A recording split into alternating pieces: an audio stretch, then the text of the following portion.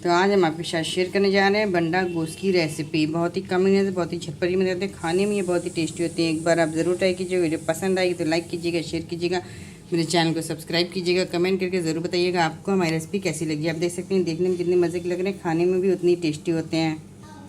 आप इसको चपाती रोटी के साथ या फिर पराठे के साथ गर्मा गर्म सर्व कीजिए, बहुत ही मज़े के लगते हैं। चलिए देख लेते हैं हमने इसको कैसे बनाया है।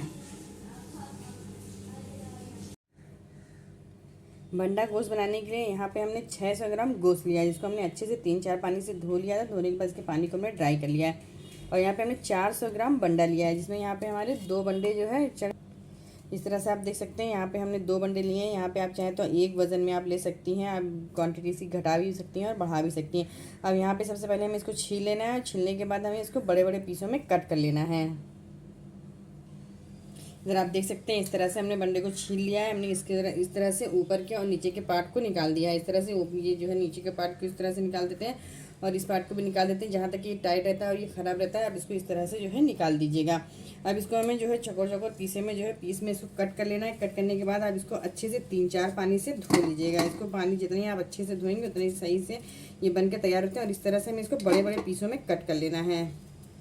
देख सकते हैं इस तरह से आप बड़े बड़े इसको पीस में कट कर लीजिए। पीस में कट करने के बाद इसको धो के हम इसको साइड में रख देंगे। और चलिए हम इसकी आगे की तैयारी कर लेते हैं। इधर हमने एक प्रेशर कुकर चढ़ा दिया था, इसमें हमने 1 कप ऑयल डाल दिया है। यहाँ पे हमने मस्टर्ड ऑयल लिया है। इसको आप मस्टर्ड ऑयल में बनाइए तो ये ज़्यादा मज़े के बनते हैं। और उसके बाद आप जो तेल यूज़ करती हैं उसको भी डाल सकती हैं। यहाँ पे तेल हमारा अच्छे से गर्म हो जाएगा। तो यहाँ पे हमने बंडों को 3-4 पानी से धो लिया था। धोने के बाद पानी को ड्राई कर लिया था। इसको हमें इसमें डाल देना है। डालने के बाद जो है इसको अच्छे से हमें इसको फ्राई कर लेना है। इसका कलर जब तक चेंज नहीं आता तब तक हम इसको हाई फ्लेम पे अच्छे से फ्राई कर लेंगे।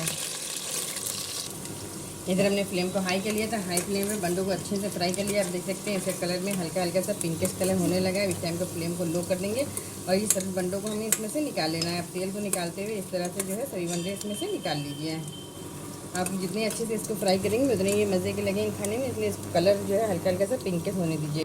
इधर हमने इसमें से बंडा निकाल लिया। अपने सभी तेल को हमने फिर से जो है मीडियम टू लो फ्लेम कर दिया। यहाँ पे कुछ खड़े मसाले डालेंगे। इसमें 2 तेज़पत्ता, 1 बड़ी इलायची, 2 लौंग और 1 दालचीनी का टुकड़ा है। इसको हमें डाल देना है। डाल के अच्छे से मिक्स कर देना है। इसका फ्लेवर जो है तेल में अच्छे से उतर जाए। तेल हमारा अच्छे से गर्म हो चुका है।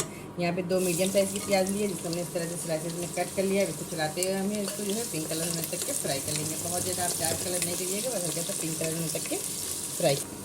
इधर आप देख सकते हैं हमारी प्याज अच्छे से फ्राई हो चुकी है। इसका कलर जो है पिंक होने लगा है। बहुत ज़्यादा हमें इसको डार्क ब्राउन नहीं करना है, बस हल्का सा पिंक कलर होने तक के फ्राई कर देंगे। यहाँ पे जो हमने अपने गोश्त को धो के रखा था इसको इसमें डाल देना है। फ्लेम को यहाँ पे हमने हाई रखा हुआ है। हाई फ्लेम पे इसका कलर बदलने तक के हम इसको फ्राई कर लेंगे। बहुत ज़्यादा हमें इसको नहीं भूनना है, बस इसका कलर बदल गया हमें इसको इतना ही फ्राई कर लेना है। इधर आप देख सकते हैं फ्लेम को हमने हाई किया। हाई फ्लेम पे इसको अच्छे से फ्राई कर लिया। तेल वगैरह इसमें से अच्छे से छूटने लगा है। और यहाँ पे हम 1 टीस्पून नमक डाल देंगे। नमक आप अपने स्वाद अनुसार डालिएगा, जिस हिसाब से आपका गोश्त वगैरह हो उस हिसाब से नमक डाल दीजिएगा। और 1 टीस्पून इसमें हम गरम मसाला पाउडर डाल देंगे। ये मेरा होममेड गरम मसाला है, आपके पास जो भी घर में अवेलेबल हो आप उसको डाल दीजिएगा। 1/2 टीस्पून इसमें हल्दी पाउडर डाल देंगे और 1/2 टीस्पून इसमें कश्मीरी लाल मिर्च पाउडर डाल देंगे। और 1/2 टीस्पून इसमें हम जो है रेगुलर यूज़ होती है लाल मिर्च पाउडर उसको डाल देंगे। तीखा आप अपने हिसाब से एडजस्ट कर सकते हैं, कम ज़्यादा बढ़ा सकते हैं, नहीं तो इतना तो जो है इसके लिए सही होगा। 1.5 टीस्पून इसमें हम धनिया पाउडर डाल देंगे। फ्रेंड्स, अगर आपको हमारी रेसिपी पसंद आ रही होगी तो इसको लाइक कीजिएगा। चैनल पे नए हैं तो चैनल को सब्सक्राइब कर लीजिएगा। और 1 टीस्पून इसमें हम अदरक लहसुन का पेस्ट डाल देंगे। फ्लेम को यहाँ पे हमने लो कर दिया है। लो फ्लेम पे हमें मसाले को चलाते हुए अच्छे से भून लेना है।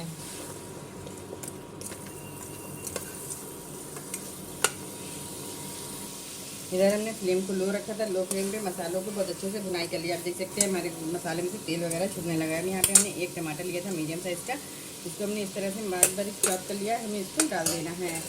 आप चाहें तो इस स्टेज पे अगर आपके पास टमाटर नहीं है तो आप इसमें दही भी डाल सकते हैं। आप सभी चीज़ों को हमें अच्छे से मिक्स कर लेना है और जो है टमाटर वगैरह जो है हमारा अच्छे से सॉफ्ट हो जाए और मसाला हमारा बहुत अच्छे से भून चुका है। यहाँ पे हम इसमें आधा कप जो है पानी डाल देंगे।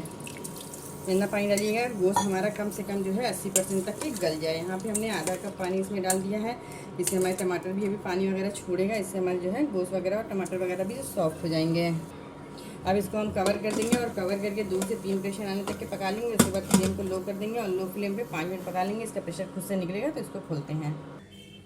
इधर हमारे कुकर में प्रेशर निकल चुका है, इसका प्रेशर आप देख सकते हैं खुद से निकल चुका है। अब जो है यहाँ पे हमारा गोश्त भी अच्छे से पक चुका है। आप देख सकते हैं यहाँ पे 80% तक गोश्त हमारा जो है वो गल चुका है। हमें यहाँ पे पूरा 100% गोश्त को नहीं गलाना है। यहाँ पे हम फ्लेम को हाई कर लेंगे और हाई फ्लेम पे इसकी अच्छे से भुनाई, अब इसको चलाते हुए अच्छे से भुनाई कर लीजिए। टमाटर वगैरह भी हमारे अच्छे से सॉफ्ट हो चुके हैं, सब अच्छे से इसमें गल जाएंगे, मिक्स हो जाएंगे। फ्लेम को यहाँ पे आप हाई रखिएगा। इधर हमने फ्लेम को हाई करके मसालों को अच्छे से भून लिया। आप देख सकते हैं हमारा मसाला वगैरह बहुत अच्छे से भून चुका है, बहुत ही अच्छी इसमें से खुशबू आ रही है और इसमें से तेल वगैरह भी छूट चुका है। यहाँ पे जो हमने अपने बंडों को जो है फ्राई करके रखा था, इस स्टेज पे हमें उसको डाल देना है। डाल के फ्लेम को हाई कर लीजिएगा और हाई फ्लेम पे 1 मिनट तक जो है इसकी भी अच्छी से हम इसकी मसालों के साथ भुनाई कर लेंगे। इधर 1 मिनट तक के हाई फ्लेम पे हमने बंडों के साथ भी मसालों को अच्छे से भून लिया। आप देख सकते हैं तेल वगैरह बहुत अच्छे से छूट चुका है, बहुत ही अच्छी खुशबू आ रही है। अब यहाँ पे हम 1 गिलास के आसपास इसमें पानी डाल देंगे। बहुत ज़्यादा इसकी ग्रेवी पतली नहीं रहती है, थोड़ी सी इसकी ग्रेवी ठीक रहती है और जो है हमें अपने बंडे को भी गलाना है, उस हिसाब से आप इसमें पानी डाल दीजिएगा। यहाँ पे हमने 1 गिलास पूरा पानी इसमें डाल दिया है। इस स्टेज पे आप नमक वगैरह भी चख लीजिए। इधर हमने 1 गिलास पूरा पानी डाल दिया है, इसमें नमक वगैरह भी स्टेज पे चख सकती हैं। अगर आपका नमक कम है तो इसमें और डाल दीजिएगा। यहाँ पे हमने इसको प्रेशर लगा दिया है, एक प्रेशर आने तक के पका लेंगे, उसके बाद फ्लेम को लो कर देंगे। 2 से 3 मिनट तक इसको मीडियम टू लो फ्लेम पे पकने देंगे। इससे बंडा हमारा जो है वो बहुत ही अच्छे से गल जाएगा। जब इसका प्रेशर खुद से निकलेगा तब इसको खोलेंगे। इधर हमारे कुकर में 1 सीटी लग गई थी, इसका प्रेशर खुद से निकल चुका है। आप देख सकते हैं बहुत ही अच्छी खुशबू आ रही है और बहुत ही मज़े का हमारा बंडा गोश्त बनके तैयार हो चुका है। आप देख सकते हैं देखने में जितने मज़े का लग रहा है, खाने में भी उतना ही टेस्टी होता है। एक बार आप लोग ज़रूर ट्राई कीजिएगा। आप देख सकते हैं बंडा भी हमारा बहुत अच्छे से गल चुका है। चलिए अब इसको हम इसी तरह से सर्व कर लेते हैं। इधर हमारा बंडा गोश्त एकदम सर्व करने के लिए तैयार। आप देख सकते हैं देखने में जितने मज़े लग रहे हैं, खाने में भी उतना ही टेस्टी होता है। एक बार आप ज़रूर ट्राई कीजिएगा। वीडियो पसंद आए इसे लाइक कीजिएगा, शेयर कीजिएगा, मेरे चैनल को सब्सक्राइब कीजिएगा। कमेंट करके ज़रूर बताइएगा आपको हमारी रेसिपी कैसी लगी। आप इसको चपाती रोटी के साथ, पराठे के साथ गर्मा गर्म सर्व कीजिए, बहुत ही मज़े के लगते हैं।